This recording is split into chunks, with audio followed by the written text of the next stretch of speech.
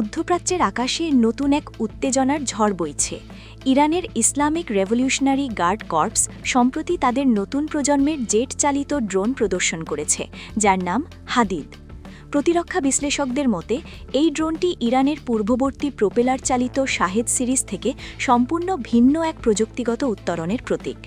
Turbojet engine সংযুক্ত এই ড্রোনটি ঘণ্টায় প্রায় 500 কিলোমিটার বেগে উঠতে সক্ষম বলে ইরানি সূত্রগুলো দাবি করছে, যদিও স্বাধীন যাচাই এখনও সম্পূর্ণ হয়নি।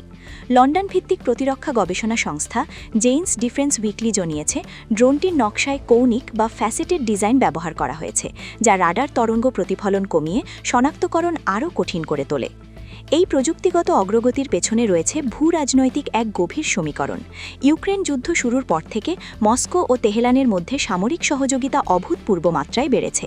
এ তথ্য রয়টার্স ও বিবিসি উভয়ে নিশ্চিত করেছে। ইরান রাশিয়াকে শত শত শাহেদ ড্রোন সরবরাহ করেছে, আর বিনিময়ে রাশিয়া থেকে উন্নত প্রযুক্তি স্থানান্তরের বিষয়ে পশ্চিমা গোয়েন্দা সংস্থাগুলো গভীর উদ্বেগ প্রকাশ করেছে।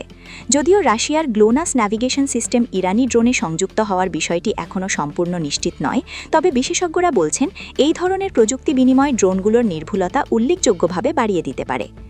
ইসরায়েলের প্রতিরক্ষা ব্যবস্থার জন্য এটি নতুন এক চ্যালেঞ্জ তৈরি করেছে। আয়রন ডোম মূলত স্বল্প পাল্লার রকেট ও ধীরগতির ক্ষেপণাস্ত্র প্রতিহত করার জন্য নির্মিত। দ্রুতগতির নিম্ন উচ্চতায় উড়ন্ত জেট ড্রোন শনাক্ত করা এর জন্য তুলনামূলকভাবে কঠিন।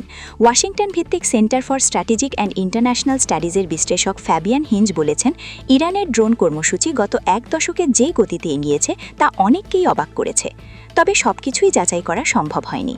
কৃত্রিম বুদ্ধিমত্তা চালিত সোয়ার্ম বা ঝাঁক আক্রমণের সক্ষমতা এবং রাশিয়ার হাইপারসোনিক প্রযুক্তি হস্তান্তরের দাবিগুলো এখনও অনুমান পর্যায়ে রয়েছে।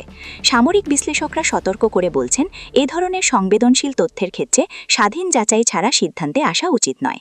যা স্পষ্ট তা হল দীর্ঘ অর্থনৈতিক নিষেধাজ্ঞা সত্ত্বেও ইরান তার প্রতিরক্ষা সক্ষমতা বাড়িয়ে চলেছে এবং মধ্যপ্রাচ্যের ভূ রাজনৈতিক ভারসাম্যে নতুন সমীকরণ তৈরি হচ্ছে।